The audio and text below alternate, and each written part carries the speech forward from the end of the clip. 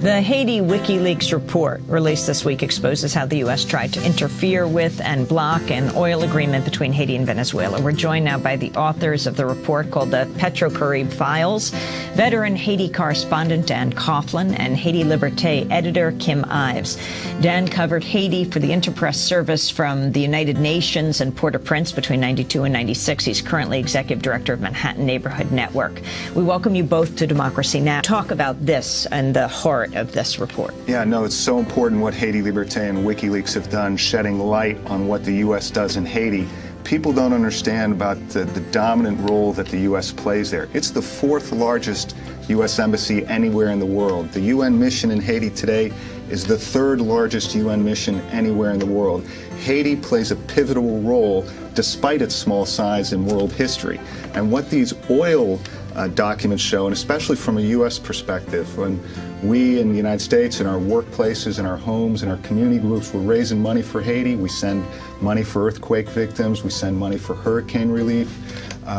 Some of us with our churches go on missions to Haiti to help build the country. But what we realize in these cables that Haiti Liberté has released along with WikiLeaks is that in fact the main obstacle to development in Haiti today is Washington, is the U.S. Embassy. It was what they do to undermine development. And in this particular case with the oil deal with Venezuela, it was Chevron and ExxonMobil working with the U.S. Embassy to prevent an oil deal that had dramatic benefits for the Haitian people. $100 million a year for the Haitian government to spend. For the poorest country in the Western Hemisphere, they would save $100 million a year? It's not just the $100 million a year, which is huge for Haiti. It's 10% of the Haitian government budget that they used for things like hurricane relief, for schools, for hospitals. The cables themselves admit that. It's not quote-unquote corruption. It's for direct support of the people. And this is because Chavez was offering the oil at 40% off the world market price? That's right. The deal is you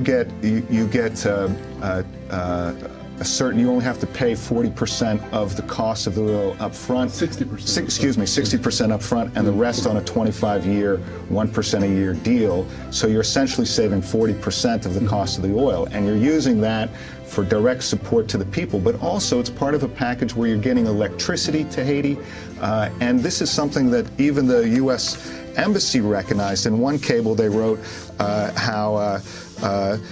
this Petro-Carib deal is very good for the country, wrote the charge d'affaires for the U.S. Embassy in one of the cables.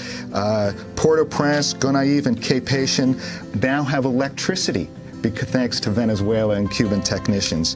Haiti receives shipments of Petro-Carib fuel every 2 weeks, and in addition to the 3 power plants already in operation and promises to modernize the airport in Cape Haitian, Venezuela's oil refinery project, etc. There's tangible benefits to the Haitian people, but Chevron, Mobil, ExxonMobil, and the U.S. Embassy tried to block this. Well,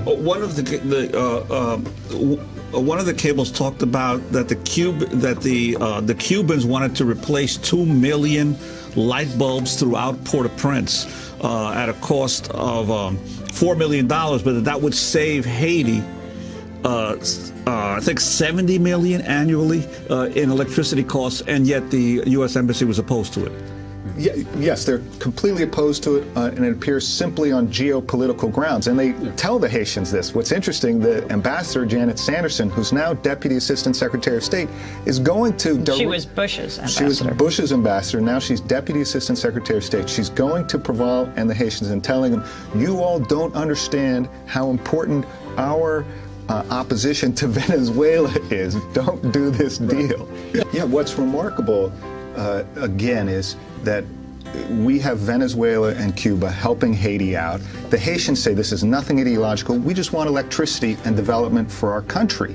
And sure enough, what happens in a matter of years, Port-au-Prince, the main cities, most of the country, electricity production skyrockets.